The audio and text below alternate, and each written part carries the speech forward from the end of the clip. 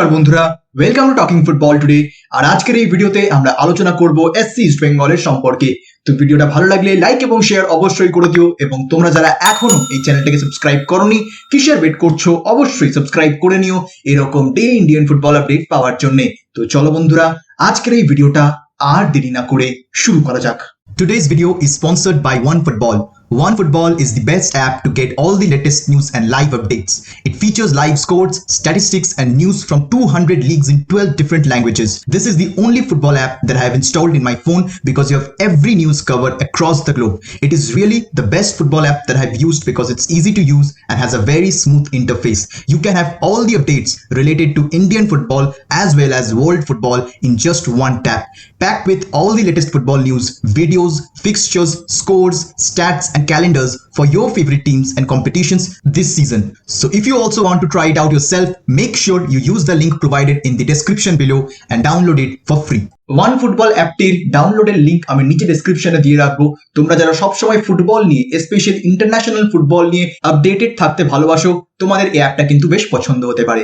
So thank you OneFootball for sponsoring this video. যাই হোক, চলে আসছি আজকে আমরা মেইন খবরে। তো এসসি ইস্ট বেঙ্গল কি আগামী মরশুম আইএসএল খেলবে? শ্রী সিমেন্ট কি আগামী মরশুমে এসসি ইস্ট বেঙ্গলের ইনভেস্টর থাকবে? এই নিয়ে সমর্থকদের কিন্তু নানান প্রশ্ন। তো আজকে এই ভিডিওর একদম শেষ অবধি দেখবে পুরোপুরি আপডেটেড থাকার জন্য। আমি পুরো একদম তোমাদের ডিটেলে বলবো যে এক্স্যাক্টলি কোথায় সিচুয়েশনটা দাঁড়িয়ে রয়েছে ইস্ট বেঙ্গল ক্লাব এবং শ্রী সিমেন্টের মধ্যে।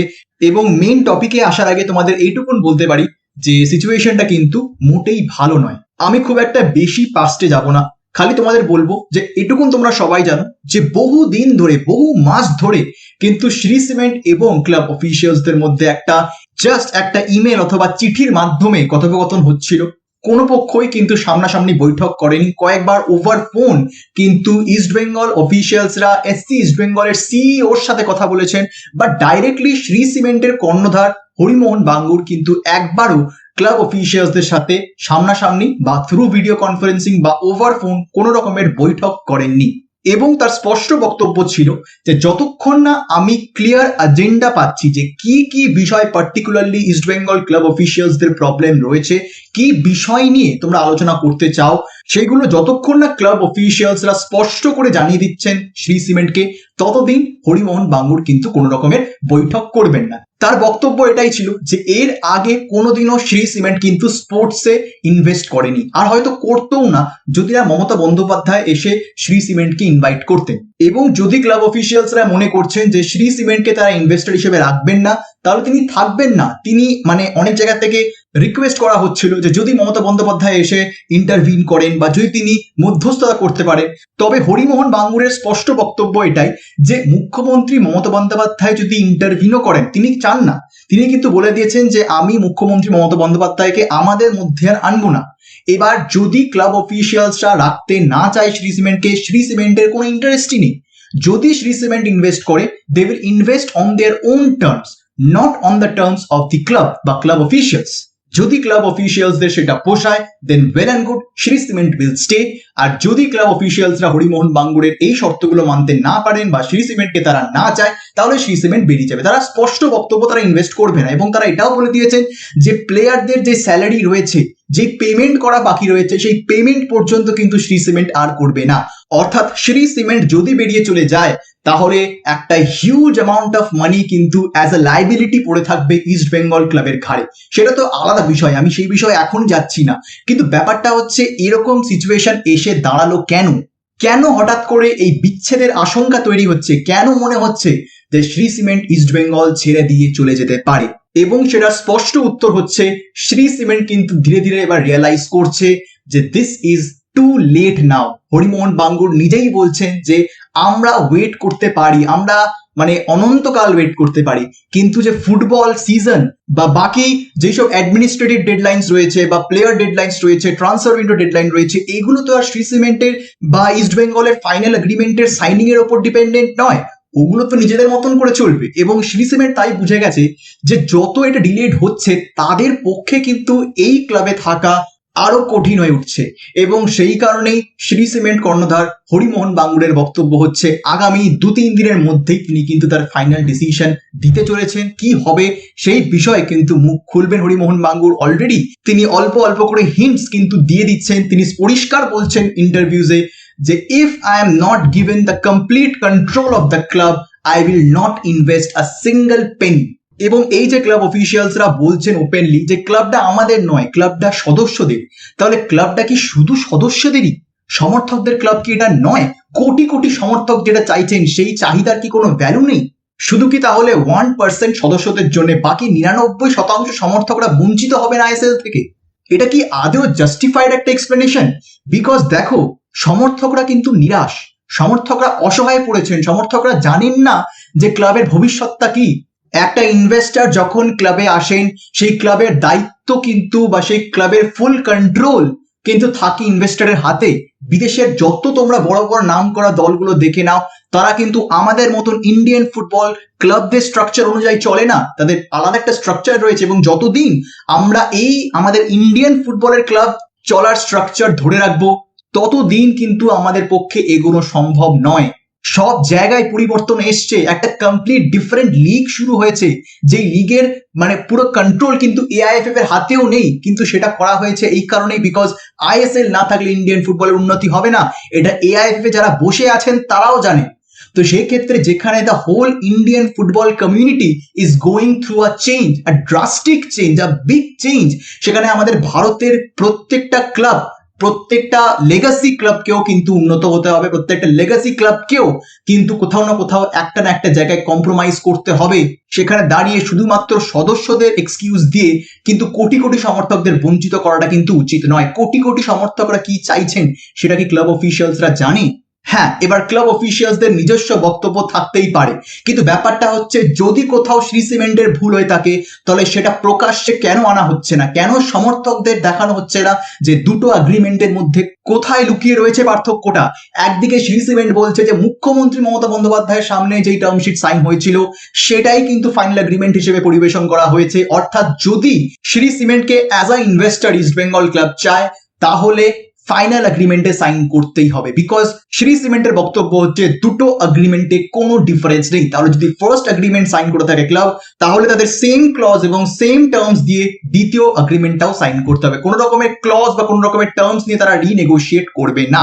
অর্থাৎ মুখ্যমন্ত্রী মমতা বন্দ্যোপাধ্যায়ের সামনে যেই টার্মে ইস্ট বেঙ্গল ক্লাব সাইন করেছিল সেই টার্মসেই ইস্ট বেঙ্গল ক্লাবকে সাইন করতে হবে। এটা হচ্ছে শ্রী সিমেন্টের বক্তব্য। ঠিক এই জিনিসটাই একটু ঘুরিয়ে আবার ইস্ট বেঙ্গল ক্লাব অফিসিয়ালসরা বলছেন। তাদের বক্তব্য কি, যে যেই টার্মশিটটা আমরা মুখ্যমন্ত্রী মমতা বন্দ্যোপাধ্যায়ের সামনে সাইন করেছিলাম আমরা সেই টার্মশিটেই সাইন করব, আমরা নতুন কোনো টার্মশিটে সাইন করব না। বিকজ সেই টার্মশিট এবং এই ফাইনাল এগ্রিমেন্টের মধ্যে দুটোর মধ্যে বিস্তর ফারাক রয়েছে, অনেক নতুন টার্মস রয়েছে, অনেক নতুন ক্লজ রয়েছে যেগুলো নাকি আগের টার্মশিটটাই ছিল না। তাহলে সেই ক্ষেত্রে এক পক্ষ বলছে যে দুটো টার্মশিটই সেম, আর এক পক্ষ বলছে দুটো টার্মশিট আলাদা। তাহলে বিশ্বাস কার কথায় করব? আমরা তো অন্ধের মতন শ্রী সিমেন্টকেও বিশ্বাস করতে পারবো না, আবার আমরা অন্ধের মতন ক্লাব অফিসিয়ালসদেরকেও বিশ্বাস করতে পারবো না। তাহলে সমর্থকদের দাবি হচ্ছে তাদেরকে একটা প্রুফ দিতে হবে, তাদেরকে বলতে হবে। আরে সব সমর্থকদের থোড়ি বলছে, সংবাদ মাধ্যমগুলোকে যদি এই দুটো টার্মশিট দেখানো হয় তাহলে প্রত্যেক সমর্থক জেনে যাবে। তখন যদি শ্রী সিমেন্টের কোনো ভুল থাকে তাহলে সেটা সমর্থকরাই আওয়াজ তুলবেন, আর যদি ক্লাব অফিসিয়ালসদের ভুল থাকে তাহলে সেখানেও সমর্থকরাই আওয়াজ তুলবেন। কারণ সমর্থক ছাড়া ক্লাব চলে না। সদস্যরা একটা ক্লাবের জন্য গুরুত্বপূর্ণ ঠিকই, বাট সদস্যকে দিয়ে কিন্তু শুধু ক্লাব চলে না, ক্লাব চলে সমর্থকদের দিয়ে, আর সেই সমর্থকদেরকেই অন্ধকারে রাখা হচ্ছে। তাহলে কেন প্রতিবাদের আওয়াজ তুলছেন না ইস্ট বেঙ্গল সমর্থকরা? কেন বড় বড় যে ফ্যান ক্লাবস গুলো রয়েছে তারা ডিমান্ড করছে না যে আমাদেরকে দেখানো হোক যে ফাইনাল টার্মশিট এবং ইনিশিয়াল টার্মশিটের মধ্যে ডিফারেন্স কোথায় রয়েছে এবং কোথায় ক্লাব অফিসিয়ালসরা মনে করছে যে এটা ক্লাবের পক্ষে ক্ষতিকারক, বা এটা যদি সাইন করি তাহলে ক্লাব বিক্রি হয়ে যাবে। ক্লাব কোনোদিনও বিক্রি হয় না, ইস্ট বেঙ্গল মোহনবাগানের মতো ক্লাবরা কিন্তু কোনোদিনও বিক্রি হতে পারে না। তাহলে আজকে ম্যানচেস্টার ইউনাইটেডও একটা বিকৃত ক্লাব, চেলসিও একটা বিকৃত ক্লাব, আর্সেনালও একটা বিকৃত ক্লাব। এই তো আর্সেনাল তোমরা জানোই এখন রিসেন্টলি শোনা যাচ্ছে ইনভেস্টর চেঞ্জ হবে, স্পটিফাই এর যারা মালিক তারা নাকি আর্সেনালে ইনভেস্ট করতে চাইছে, আর্সেনাল কিনতে চাইছে। তাহলে কি আর্সেনাল বিকৃত হয়ে গেল? এই কনসেপ্ট গুলোই আমাদের কলকাতা ময়দানে নেই। আমরা সেই কবেকার পরম্পরা, আমরা সেই কবেকার ইতিহাস ঘেটে শুধুমাত্র আমরা এইটুকুন জানি ইনভেস্টর আসবে, টাকা ঢালবে, ফুটবল খেলবে। বাট এটার বাইরেও যে অনেক ক্লজেস রয়েছে এটা তো সমর্থকদের বুঝতে হবে। এবং দেখো, আমি এটুকুন বলতে পারি যে এখনো কিন্তু দুটো টার্মশিট প্রকাশ্যে আসেনি। প্রকাশ্যে এলে তখন ব্যাপারটা অন্যরকম হতে পারে, কিন্তু প্রকাশ্যে আসার আগে এটুকুন আমি জানি যে মেজরিটি ইস্টবেঙ্গল সমর্থক তারা কিন্তু চায় শ্রী সিমেন্টকে নেক্সট ইয়ার ইনভেস্টর হিসেবে দেখতে, বিকজ তারা ক্লাব অফিসিয়ালসদের উপর ভরসা করতে পারছে না। টার্মশিট প্রকাশ্যে এলে তাহলে জানা যাবে যে আদৌ শ্রী সিমেন্টের ভুল আছে কিনা, বা সত্যি শ্রী সিমেন্টের মেইন প্ল্যান কি। বাট দেন এইটুকুন তো আমাদের মানতেই হবে, একটা ইনভেস্টর যখন আসছে সে পুরো ক্লাবের কন্ট্রোল নিতে চাইবে। এবং আমার পার্সোনালি মনে হয় না যে শুধুমাত্র এই ক্লাব দখল, এই পার্টিকুলার ওয়ার্ডটার জন্য কিন্তু ক্লাব অফিসিয়ালসদের বা ইস্টবেঙ্গল ক্লাবের সদস্যদের কোনো প্রবলেম হচ্ছে বলে। আমার মনে হয় যে ব্যাপারটা কিন্তু আরো জটিল, এবং সবটা কিন্তু খুলে আমাদের বলা হচ্ছে না। Harimohan Bangur he is shocked. উনি বলছেন যে ইস্ট বেঙ্গল ক্লাবের প্রেসিডেন্ট প্রণব দাশগুপ্ত তিনি নাকি অথরাইজড পার্সন নয়, যিনি ক্লাবের ইনভেস্টর তার কর্ণধারের সাথে কথা বলার জন্য তাকে নাকি লেখা হয়েছে সেই চিঠিতে যে প্রণব দাশগুপ্তর সাথে আপনি কোনো কথা বলতে পারবেন না, he is not authorised to talk to you. Harimohan Bangur বলছেন এটা ক্লাবের প্রেসিডেন্ট, সে অথরাইজড নয়। তাহলে ক্লাবের অথরাইজড স্পোক্স পার্সন কে? এমন কি পদ রয়েছে যেটা ক্লাবের প্রেসিডেন্টের পদের থেকেও বেশি বা বড়? Harimohan Bangur is literally shocked seeing how a 100-year-old club is functioning.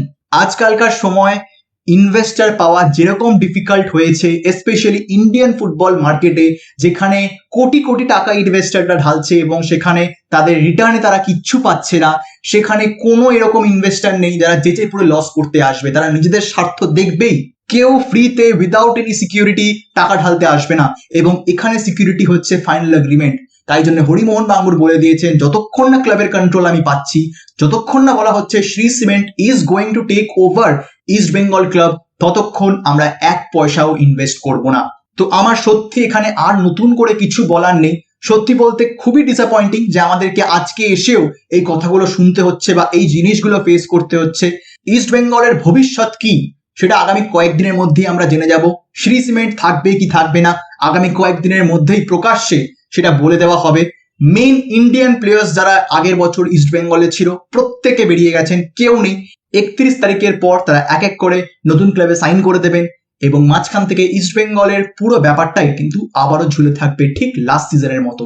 খুবই দুর্ভাগ্যজনক ব্যাপার এটা একটা। তো সমর্থকরা অবশ্যই জানিও তোমাদের কি মতামত এই পুরো বিষয়টা নিয়ে, তোমরা কি ভাবছো, তোমাদের ওপিনিয়নটা না খুব ম্যাটার করবে জানো তো।